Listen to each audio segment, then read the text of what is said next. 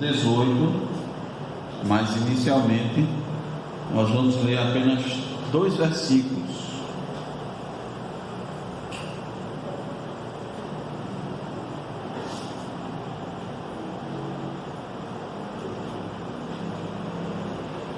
Ruth 3, do 6 ao 18, mas vamos ler os versículos inicialmente, versículo 13 e versículo 18. Irmãos, acompanhem a leitura atentamente.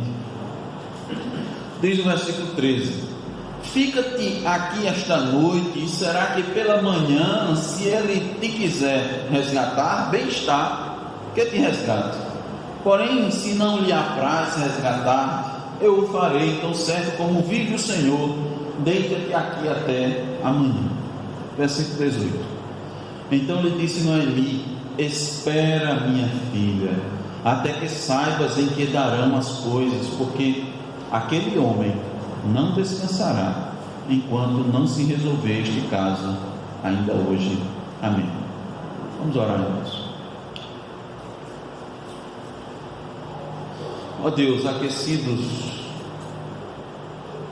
os nossos corações, ativadas as nossas mentes, ó Deus, pelo canto da Tua Palavra, pela leitura da Tua Palavra, pela oração, nós agora Te rogamos, ó Deus, que o Senhor continue conosco, nos dirigindo, ó Deus, a atenção, nos dirigindo, ó Deus, as nossas faculdades, para que, ó Senhor, a Tua Palavra que vai ser pregada, ela possa ser compreendida, Senhor. Nós te pedimos a Tua graça e o Teu favor para que compreendamos a necessidade que nós precisamos de confiar em Ti, confiar no Senhor, mesmo aqui de toda e qualquer circunstância. Mas as nossas inclinações, ó Deus, naturalmente não são assim. Nós queremos dar um jeito, nós nos inquietamos com muita facilidade, e com isso, ó Deus, nós desonramos o Teu nome bendito. Ó Deus amado, que nós possamos nesse momento, por meio do Teu Espírito, da unção do Teu Espírito, do poder, da autoridade da Tua Palavra, trazer, ó Deus, a mensagem inerrante e infalível da Tua Palavra. Tu sabes, ó Deus, quem somos, muito mais do que nós, da nossa pecaminosidade, diante da qual, ó Deus, já somos completamente impedidos de nos levantar e falar da Tua parte, senão mediante Jesus Cristo, senão mediante a obra de Cristo, senão mediante a obra do Espírito Santo nas nossas vidas, que aplica a obra de Cristo, senão pelas misericórdias, pelas Tuas misericórdias, ó Senhor, que nos perdoa os pecados e nos fazes continuar, Senhor, trilhando, caminhando, vivendo e cumprindo a missão que o Senhor tem para nós, como peregrinos e forasteiros nessa terra. Então sabemos, ó Deus, da nossa incapacidade, não temos nada em nós mesmos. Nós estamos aqui, ó Deus, pedindo o Teu favor, a Tua graça, Tuas misericórdias, para que possamos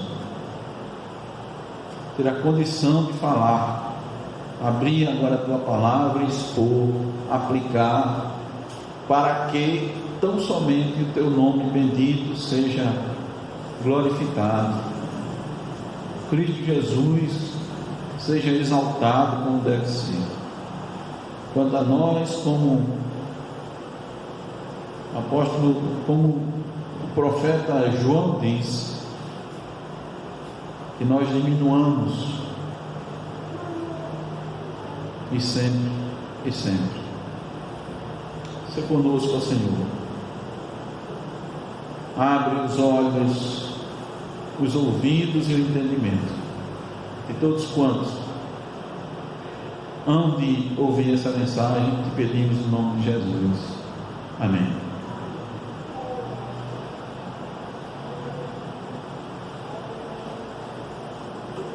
Meus irmãos, o título do sermão dessa noite é Confiando na Providência, ou melhor, Confiando na Promessa. Confiando na Promessa.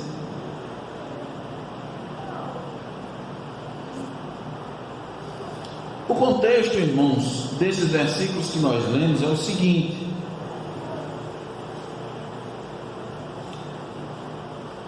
Noemi e Ruth, duas viúvas, uma moabita, outra israelita, começaram a desfrutar de forma mais intensa da providência divina no capítulo 2 do livro de Ruth. Lembrando para os irmãos, o capítulo 1 é um capítulo nebuloso com relação à providência. Parece que Deus abandonou a Noemi, parece que Deus virou as costas. Ela inclusive vai declarar isso no final do capítulo 1, quando chega até Belém de Judá, de onde saiu alegre, saiu contente, saiu com fartura, saiu com seu esposo, com seus 2 filhos, e voltou pobre e sem nenhum deles, sem marido e sem filhos. Mas ela trouxe consigo a providência, só que ela não conseguia enxergar que a providência de Deus estava sobre a sua vida. Ela tinha ganho um presente maravilhoso, que era Ruth,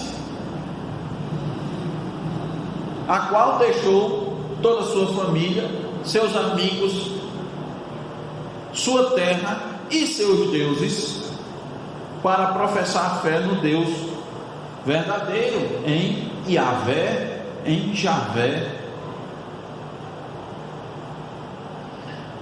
Mas aí Deus, Ele tinha um plano, como Ele tem um plano na vida de cada um dos seus filhos. Ele vai conduzir a história da redenção do seu povo, dos seus filhos. Cada detalhe, cada acontecimento, nada passa nem despercebido, nem por acaso na vida dos seus filhos. Então Ele vai conduzir aquela jovem viúva Ruth a respigar os cereais na terra, na plantação de Boaz. E vendo tudo aquilo, Noemi muda sua postura, sua compreensão, e resolve tomar a iniciativa de conseguir para Ruth um marido. E a maneira que ela encontra, o que vem à sua mente, é uma estratégia que a gente está chamando de ousada, uma estratégia arriscada. Vamos lembrar isso. Ela pede que Ruth se prepare, tome um banho, troque de roupa, use roupas bonitas, se perfume, se dirija ao local onde Boaz, aquele a quem era dono dos campos, que permitiu respigar nos campos, ou seja, pegar as espigas, pegar os cereais e levar para casa durante toda a colheita, que ela se dirija até aquele local. Ali, como depois da colheita, eles vão debulhar os cereais, tirar a palha, deixar só os grãos, principalmente da cevada, Ele disse: acompanhe ele, vá até o campo, não se deixe conhecer, fique na penumbra, fique de forma anônima, espere até que ele vá dormir, veja onde ele vai se deitar. Depois que ele se deitar, você chega. Depois de um tempinho, quando ele já começar a dormir, afaste a capa. Naquela época eles andavam com a capa longa, os irmãos veem isso nos filmes, né?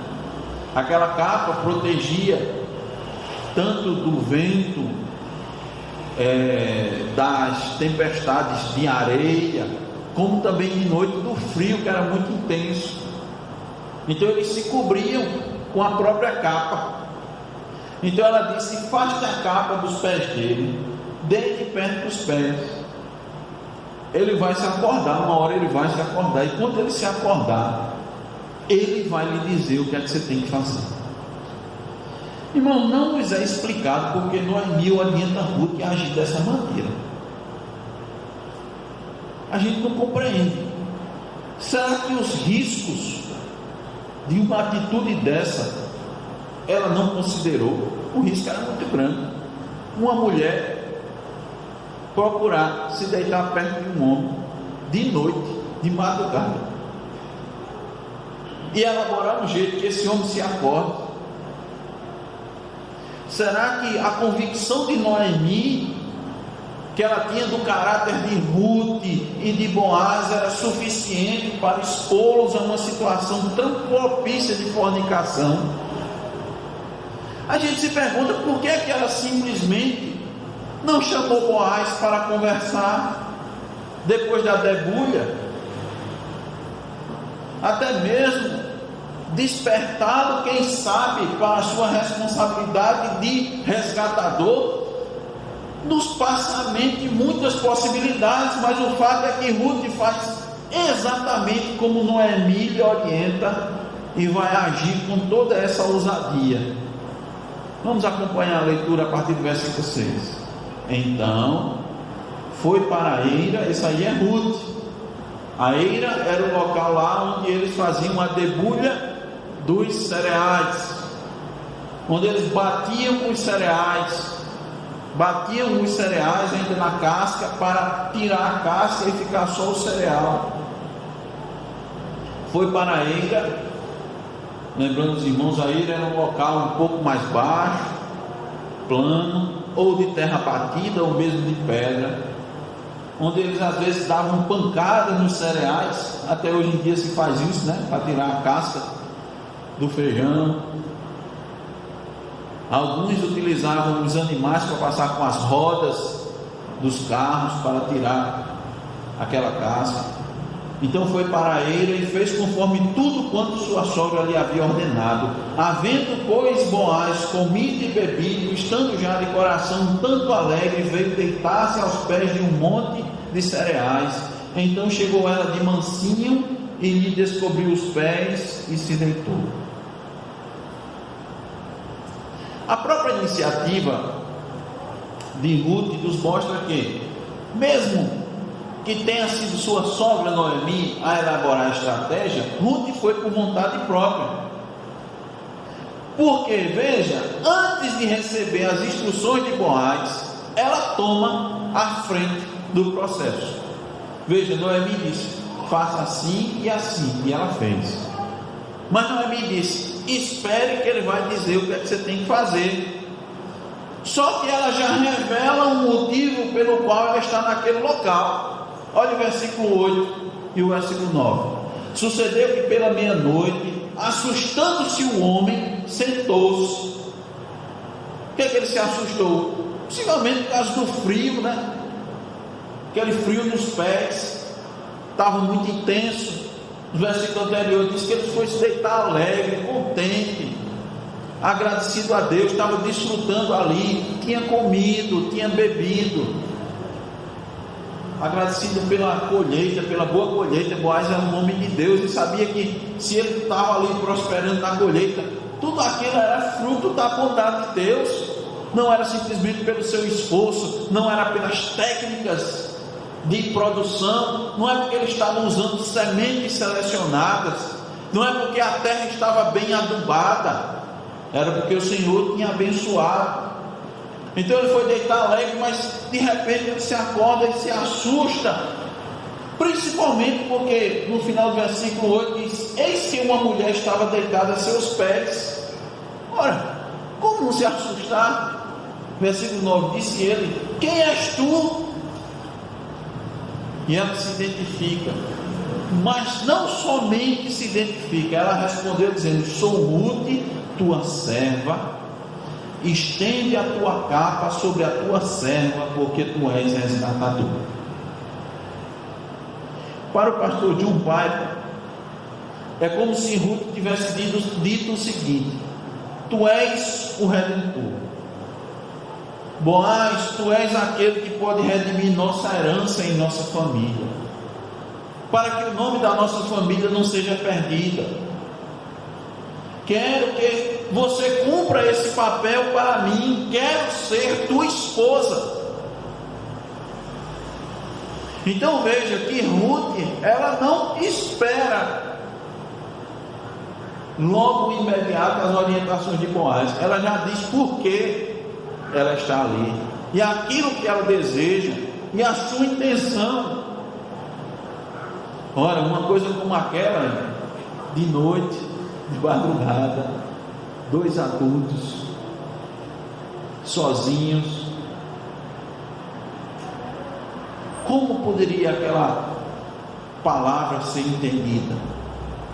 Havia muito risco ali, mas a resposta de Boaz vai nos mostrar que Ruth estava ali com a melhor das intenções, e principalmente que ela confiou na promessa como vinda de Deus, inclusive pela maneira como ele a tratou. De que maneira podemos enxergar isso? É isso que eu quero apresentar para os irmãos. Eu quero apresentar para os irmãos de que maneira Ruth confiou nas promessas, para que isso nos traga lições para as nossas vidas, e nós possamos também confiar nas promessas do Senhor, para que isso renove em nós as nossas forças, a nossa esperança, independente da situação que estejamos passando. Então veja, em primeiro lugar, porque Ruth agiu confiante na providência, ou melhor, de que maneira podemos enxergar isso? Porque Ruth agiu confiada na providência divina. Olha, veja só, versículo 10: disse ele: bendita sejas tu do Senhor, minha filha, melhor fizeste a tua última benevolência que a primeira. Mas ele está falando de quê? Ora, a mulher de noite faz uma proposta dessa de casamento para ele, e ele diz que a mulher é bendita, e ainda diz que a tua última benevolência, ou seja, essa benevolência que ele está fazendo foi melhor do que a primeira. Os irmãos lembram qual foi a primeira benevolência de Ruth? Ela deixou tudo, ela deixou a sua família, a segurança, deixou um futuro relativamente garantido em Moabe, deixou seus deuses, seus amigos, suas amigas, as pessoas mais chegadas que ela tinha, para acompanhar uma viúva pobre, sem esperança, sem expectativa, a não ser viver na pobreza. Essa foi a sua primeira benevolência. Estão lembrados da profissão de fé que ela fez? Quantas vezes Noemi insistiu para que Ruth não fosse com ela? 4 vezes. Noemi insistiu: fique, minha filha, fique, não venha comigo, eu não tenho o que oferecer, eu não tenho marido para oferecer, eu sou pobre, eu estou amargurado, eu vou voltar para lá, mas eu não tenho esperança nenhuma. Ela disse: não instes comigo, para que eu te deixe, porque onde fores, irei eu. Onde tu repousares, repousarei eu. O teu povo será o meu povo, o teu Deus será o meu Deus. Onde morreres, ali morrerei eu. Toda Belém de Judá soube dessa profissão de fé. Ressoou uma grande benevolência. Mas por que ela foi benevolente? É preciso nós entendermos porque ela tinha pena simplesmente da sua sogra? Não, porque ela abandonou seus deuses e creu no verdadeiro Deus. Por isso que ela fez isso. Ela fez por amor a Deus. E agora essa atitude dela, ela está fazendo também por amor a Deus, por amor à lei de Deus. Boaz entende isso. Olha o que ele diz: fizeste a tua última benevolência, melhor fizeste a tua última benevolência que a primeira, pois não foste após jovens, quer pobres, quer ricos. Boaz entendeu que Ruth estava ali por uma razão nobre. É possível que ele tenha parado alguns segundos, que não falou imediatamente, acordou atordoado, assustado, com frio, com aquela pessoa ali do lado dele. E quando ele perguntou quem ela disse, por que ela estava ali.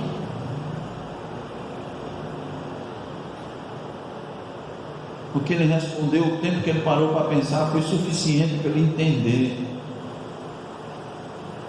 que aquilo que Ruth estava fazendo, aquela atitude ousada, quase com segundas intenções, tinha um objetivo de honrar a família da aliança. Ele entendeu. Ruth não estava ali para satisfação própria. Ruth não estava ali para ter relações sexuais ou conseguir algum dinheiro como um homem rico. Ruth estava buscando o reino de Deus e Boaz sabia disso. Com toda a sua vivência, sabia que ela poderia conseguir um jovem para se casar, inclusive um jovem rico. Meu irmão, Ruth não casou por amor. Ruth não casou muito menos por dinheiro. Atentem bem para isso. Ruth não se aproveitou de seus predicativos femininos para chamar a atenção dos homens. Ela moldou sua vida, seus planos e seu futuro à palavra de Deus. Boaz entendeu isso. Ela moldou sua vida, ela deixou de lado seus planos, seu futuro, para se adequar à palavra de Deus, à vontade de Deus. Agora Deus quer nos dizer outra coisa. Depois, Deus lhe agraciou com amor e com dinheiro.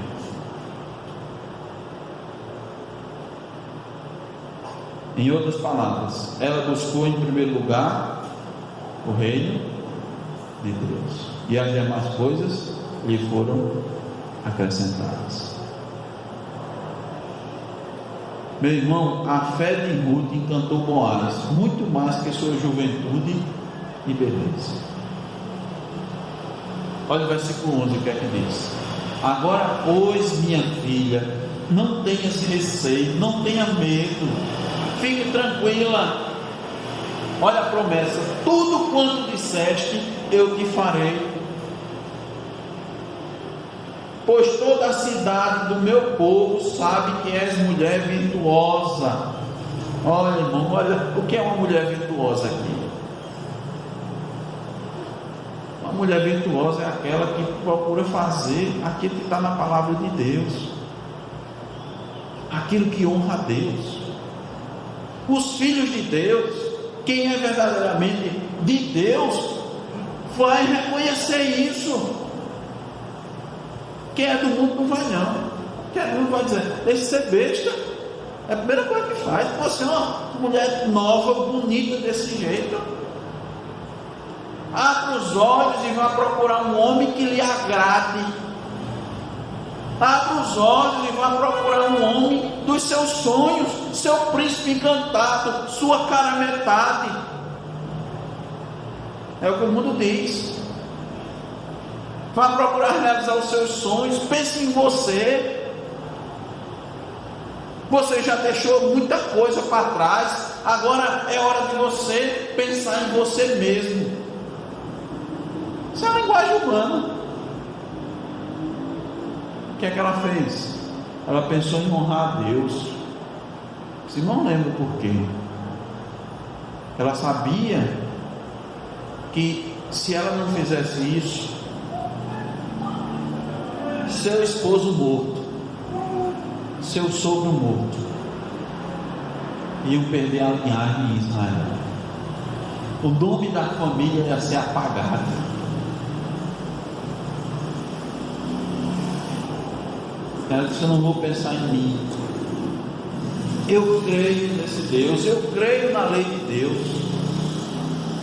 Apesar de não parecer que isso é melhor para mim, isso é o que Deus requer de mim, então eu vou fazer. Foi isso que ela fez. Então, meus irmãos, isso nos mostra que ela sempre estava confiando na promessa de Deus.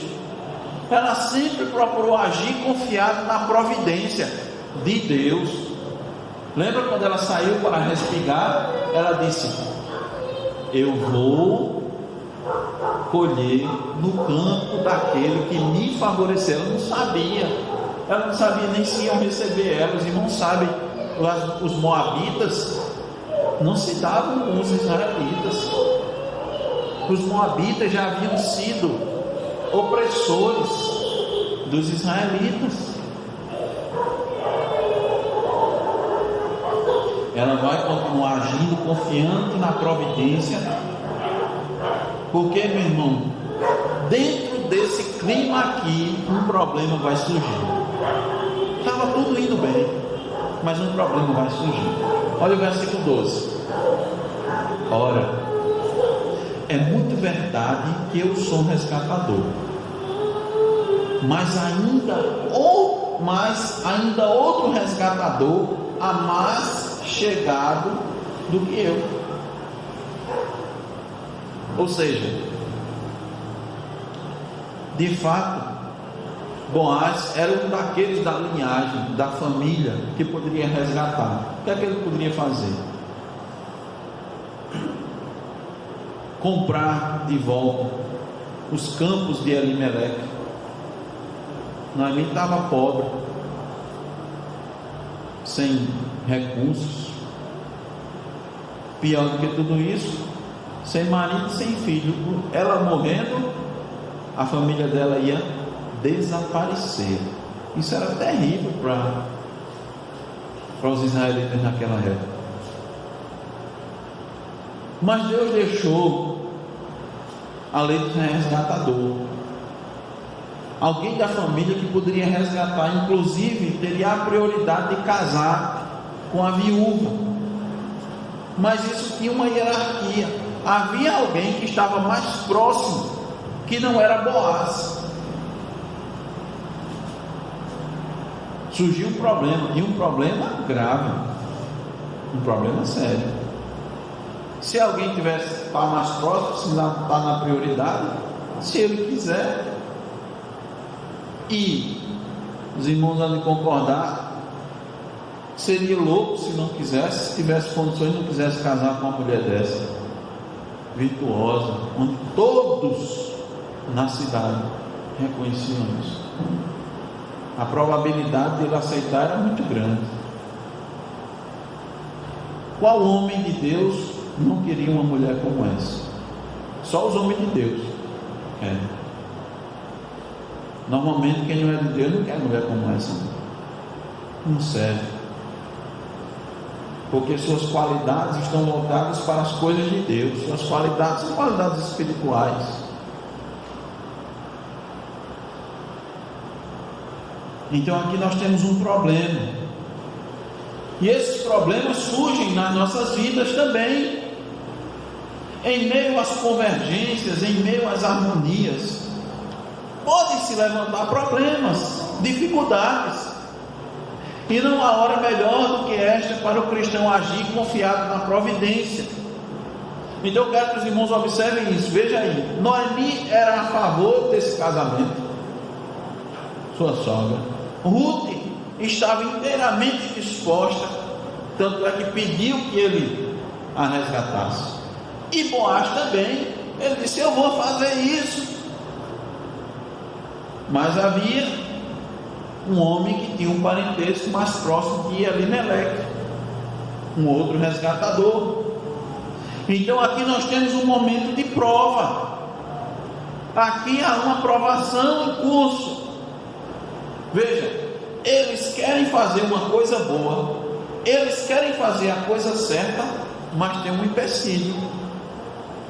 Tem um empecilho. Entende isso? Não havia impedimento para Ruth casar com Boaz, porque Ruth era viúva. Boaz, um homem de Deus, disse: eu quero, eu vou fazer. Ou seja, ele não tinha nenhum impedimento, ele só não tinha prioridade. Boaz, um homem temente a Deus, amava a lei de Deus, por isso ele não tenta dar um jeito. Ele não tenta dar um jeito. Ele não vai enganar Ruth, ele não vai maquiar a situação e oferecer falsas esperanças para Ruth. Ruth tampouco procurou dar um jeito quando escutou essa situação. Ela não fez como Sara, esposa de Abraão. Lembra que Sara deu um jeito? Procurou, ou melhor, procurou dar um jeito, e quando se deparou com um problema, havia uma promessa, Deus tinha feito uma promessa.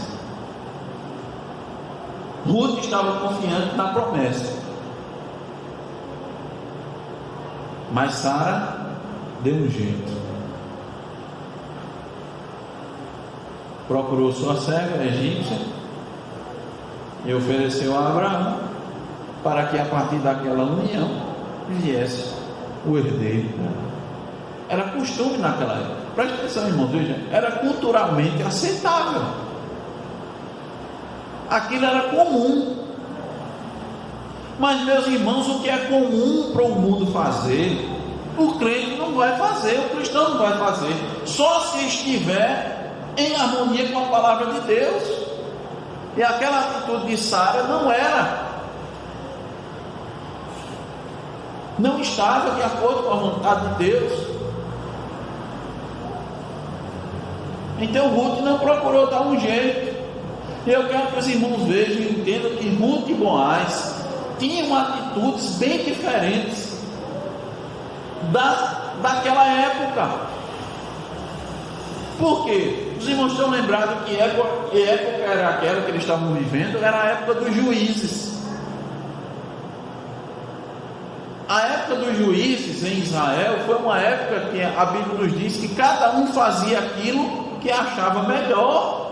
Imagine, irmão, cada um: não, eu acho que é melhor fazer assim, então eu vou fazer desse jeito. Abandonaram a lei de Deus. Isso era normal. Ruth e Boaz não fizeram isso. E eu pergunto: como é que estão as coisas nos dias de hoje? As pessoas estão agindo conforme a palavra de Deus? As pessoas estão buscando a Deus para agir, para resolver seus problemas? As pessoas estão consultando a palavra de Deus? Ou elas estão procurando resolver da melhor forma que elas acham que é para elas mesmas? Então é preciso estar atento, irmãos, porque infelizmente, com muita tristeza, eu digo que os cristãos nos nossos dias, eles estão fazendo isso.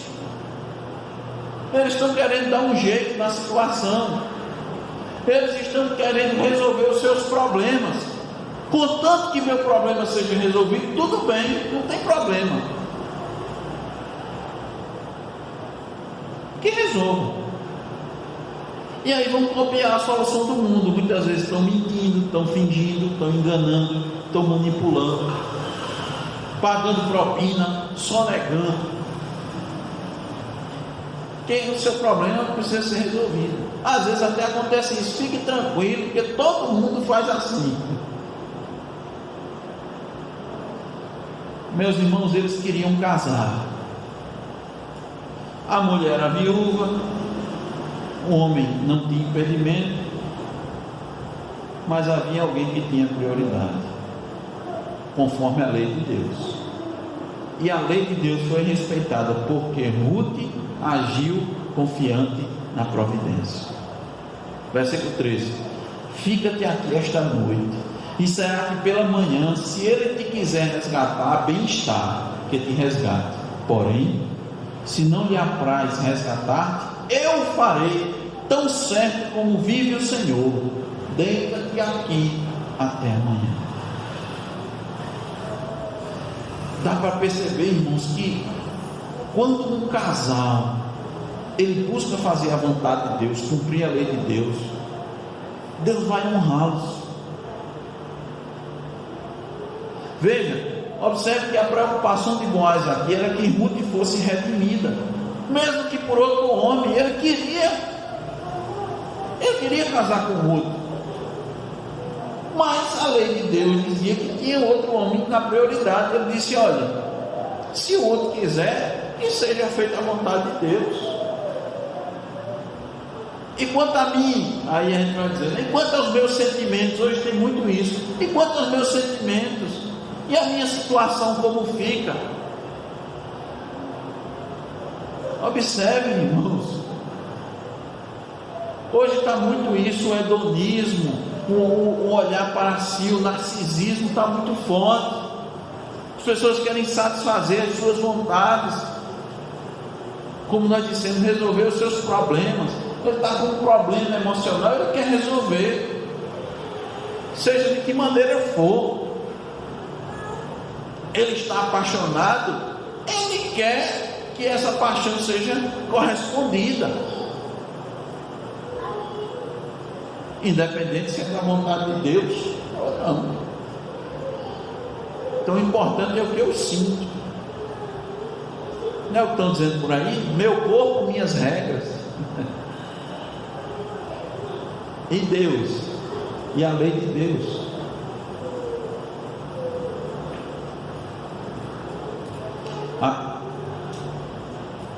Essa preocupação de Boaz de que Ruth fosse resgatada, irmãos, fosse redimida, é uma grande manifestação de amor. O que é amar? É cumprir a lei. Amar, irmãos, é cumprir a lei de Deus. Como se resume os 10 mandamentos? Amar a Deus sobre todas as coisas, é amar o próximo como a si mesmo. Os 10 mandamentos, cumprir os 10 mandamentos é amar. Olha, está aí. Agora pergunta às pessoas o que é amar, para ver se elas vão dizer se é cumprir o mandamento da lei de Deus. Pergunta o que é amar. Amar é você gostar muito. Amar é você se dedicar. Amar é como amor de mãe, é padecer no paraíso. Tem muita, essa é uma visão romântica, romantizada dos livros de fantasia. Deus cumpriu os mandamentos. De que maneira, irmãos? Ruth confiou na promessa de Deus. Ela agiu confiante na providência. Em segundo e último lugar, ela esperou em Deus.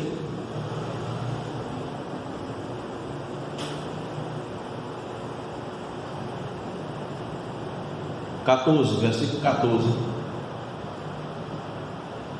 Ficou-se, pois, deitada a seus pés até pela manhã, e levantou-se antes que pudessem conhecer um ao outro, porque ele disse: não se saiba que veio mulher ainda. Ruth estava lá, irmãos, e esperou. Talvez a gente possa até imaginar o que se passou na cabeça de Ruth ao ouvir que havia um parente mais próximo. Não sei o que, né? Mas meu Deus, a gente está nessa situação. Ou podia ser o contrário, ela se enchia de esperança. Mas vamos nos colocar no lugar de Ruth. Ela havia chegado agora muito perto de ter um casamento concretizado. O homem disse até sim. Ele disse sim. Eu sim, eu quero. Quer casar comigo? Quero. Mas tinha um impedimento, tinha alguém na frente. Só que ela estava, irmãos, com as armas todas ali. Olha, atende bem para isso, ela estava com as armas, estava bem vestida, perfumada, num momento muito propício para uma solução humana. Eu vou resolver aqui agora. Ele quer, eu quero, só vou antecipar um pouquinho as coisas aqui. Ela ficou deitada, ela esperou em Deus, ela confiou na promessa. Aquela promessa de Boaz para ela era a promessa de Deus, era a promessa de Deus.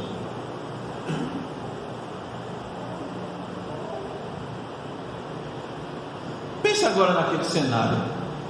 Eles estão lá deitados, bem diferente desse cenário aqui que nós vivemos, né? Na cidade, com luzes. Aí pensa ali naquele local isolado, sem energia elétrica, sem luz alguma, o céu estrelado, sem nuvens. Eles estavam deitados sem nenhuma cobertura, então o céu estava sem nuvens, né? Possivelmente se tivesse nublado, estava chovendo. Ele quer se casar com ela, ela encontrou um homem de Deus para se casar, mas nenhum dos dois se toca, mesmo estando muito próximos um do outro. Aqui, irmão, nós temos um casal modelo. Eu quero que os irmãos olhem para cá e vejam isso aqui, um exemplo de amor verdadeiro, um exemplo de justiça, um exemplo de retidão, um exemplo de pureza. Então eu quero que os irmãos esqueçam esse modelo que vocês veem aí no mundo e olhem para o modelo das Escrituras. Esqueçam o que vocês veem na televisão, na internet, nos telejornais sobre casais. Irmãos, o que tem sido mostrado, o que tem sido divulgado, o que tem sido publicado, a sua grande, imensa maioria, com muito poucas exceções nos dias de hoje, são exemplos de casais que não devem ser seguidos. Pode prestar atenção. A primeira coisa que o pessoal diz é que o modelo de família hoje já é diferente. Nós não podemos mais conceber a família como era antigamente. A família hoje mudou. A estrutura familiar mudou. Primeira coisa que você ouve por aí. E vai dizendo isso, e vai dizendo isso, e vai dizendo isso, principalmente para as crianças nas escolas. E vai incutindo isso na cabeça delas. Essa é mentira. Por que é mentira? Porque o conceito de família está na Escritura desde o começo. Deixa um homem, pai e mãe, se une a sua mulher, e os dois serão uma só carne. Esse é o modelo. Então está aí os casais de celebridades, de atrizes, agora de influencers, de youtubers ou coisa parecida. Essas pessoas não servem de referência, elas não são modelo. Não cobice essas pessoas, não deseje ter seus corpos, não deseje ter sua conta bancária, suas mansões, suas roupas, não queira fazer as suas viagens. Quando você vê aí, abre aí o navegador da internet, fulano sai com ciclano, sua namorada, para curtir o Caribe, estão num resort, curtindo um spa. Não cobice, não deseje essas coisas. Não deseje seus celulares de última linha, seus carros ostentados. Lembra da ostentação que a gente viu hoje de manhã? Está aí. Eles fazem isso todos os dias nas redes sociais. Eu digo para você, não dê nem audiência, não assista, não curta essas pessoas. Deixe que outros façam isso, mas você não. Eles não são modelos para nós. Ruth e Boaz são modelos para nós. Eles se mantiveram puros, e isso vai ter uma consequência maravilhosa nas suas vidas.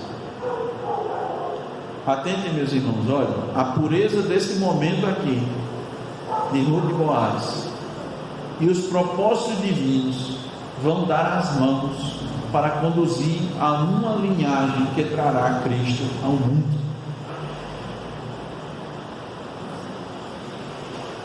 Agora pense comigo, o que o modelo de casal que a gente tem aí no mundo tem trazido? Quais são os frutos? O que esses casais que nós vemos por aí sendo badalados, o que eles têm dado à luz? Relacionamentos fúteis, frívolos e fugazes, no instante acabam. Logo são rompidos. Traições, jogo de interesses, fornicação, adultérios, intrigas, revanches. Um deixa o outro, um trai o outro trai, e fica com o ex, e fica com não sei quem, e faz isso e faz aquilo. Parece que a expressão agora é a fila andou, né? A fila andou. Que fila? Tem uma fila?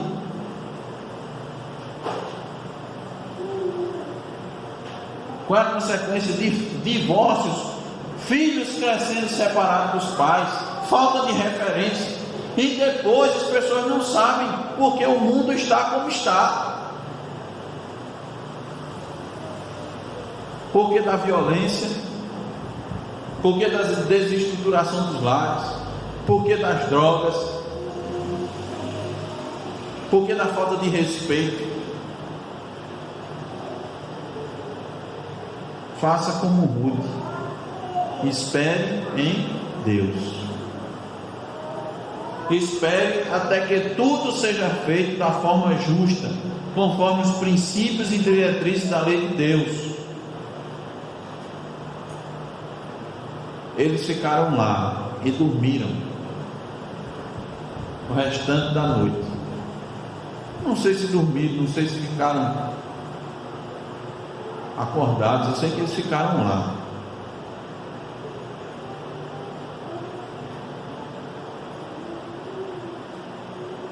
Porque ela confiou na promessa, ela esperou em Deus.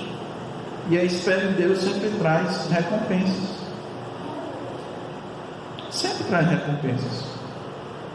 Olha, irmãos, Ruth já foi desfrutando antecipadamente das bênçãos da promessa. Olha o versículo 15.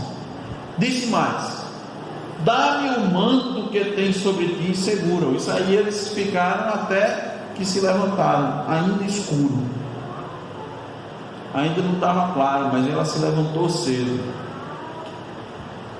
E quando ela se levantou, ele disse: dá-me o manto que tem sobre ti e segura. Ela o segurou, ele o encheu com 6 medidas de cevada e lhe pôs as costas. Então entrou ela na cidade. Ela saiu da eira, ainda escuro, para que ninguém lhes reconhecesse. Ela fugiu da aparência do mal. Boaz fez o papel de um homem bíblico. Em vez de se aproveitar dela, cuidou dela. Vá aqui, vá ainda escuro, para que ninguém lhe veja.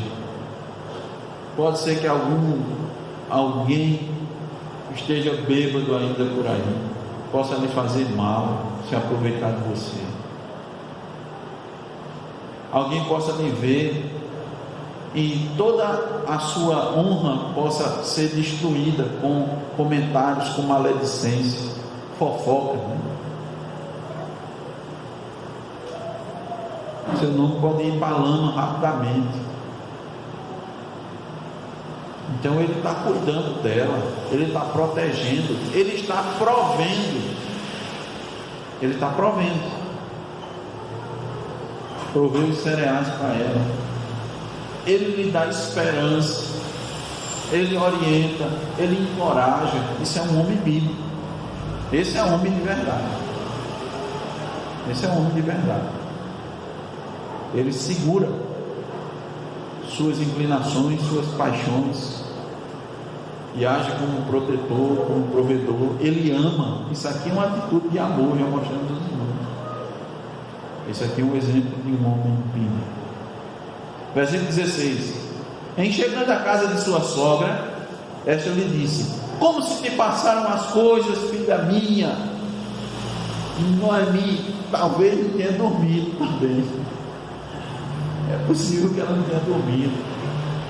Eu espero que ela tenha passado a noite orando, pedindo a Deus por aquele encontro. Depois ela lhe contou tudo quanto aquele homem lhe fizera.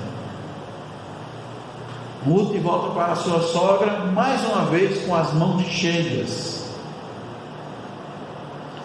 Isso é importante, irmãos, porque foi bem diferente do sentimento de Noemi ao retornar de Belém, quando disse que o Senhor a fez voltar de Moabe de mãos vazias.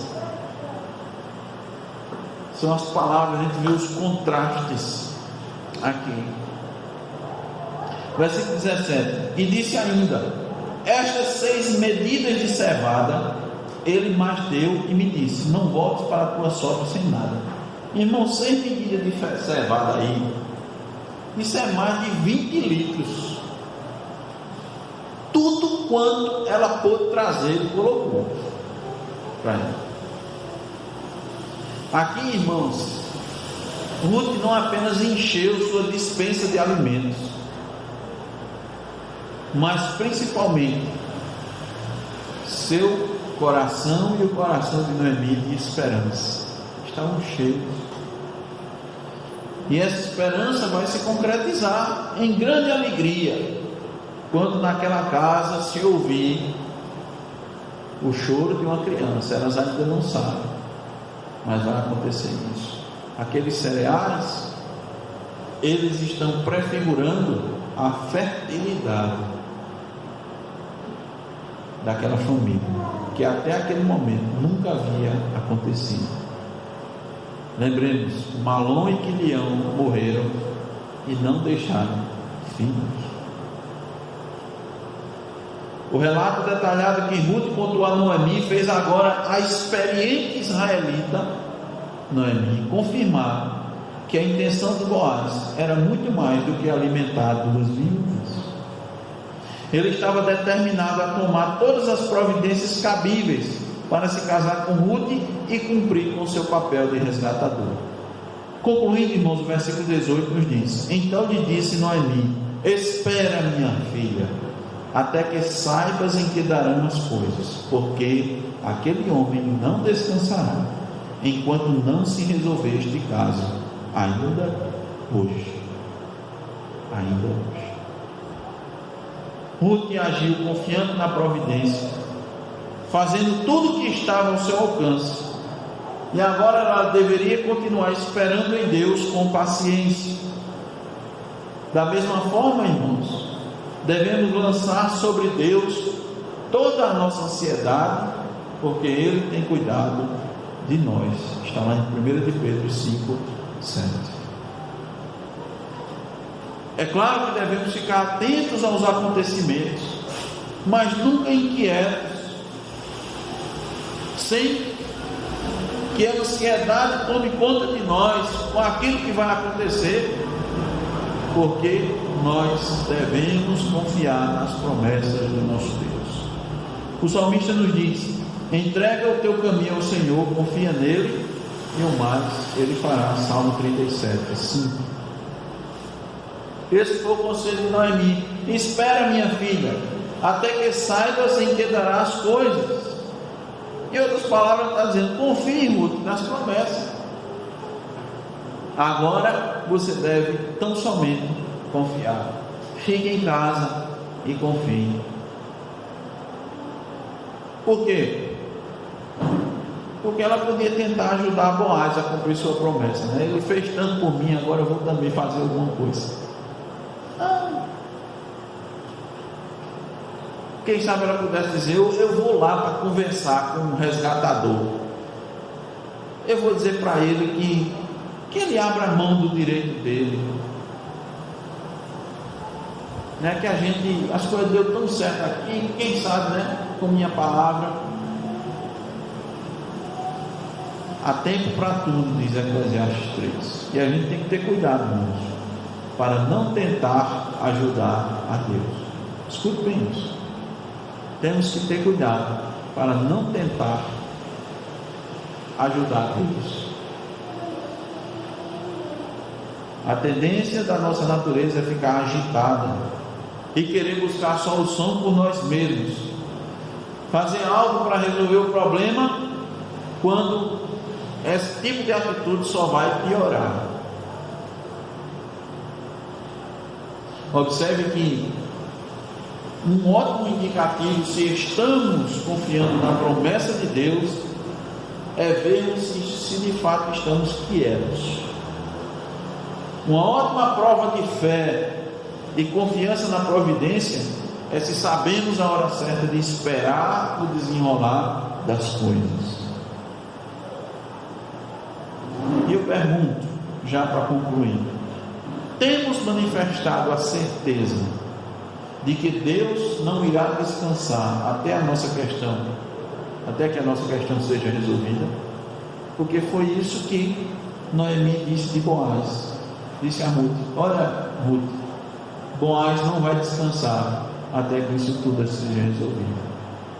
Deus, irmãos, não vai parar de agir até que aquilo que diz respeito a nós seja encaminhado, seja resolvido.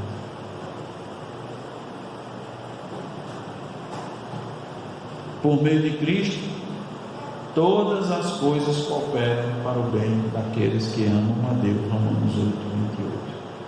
Então, não há possibilidade alguma de Deus não cuidar dos seus filhos, de esquecer a sua causa, ou se delongar a atender com que ele não estivesse atento. Não importa que causa seja essa. Muita coisa podia ter dado errado naquele plano estratégico, mas Deus, na sua providência, conduziu tudo para o bem. Não há, meus irmãos, como saber o que de bom Deus pode fazer das circunstâncias em que nos encontramos. Seja, Deus, em outras palavras, pode trazer coisas muito boas de circunstâncias muito difíceis pelas quais estamos passando. Lembremos de uma coisa: o começo ou recomeço, melhor dizendo, o recomeço da vida de Noemi e o começo de uma nova vida para Ruth surgiu da morte e da pobreza.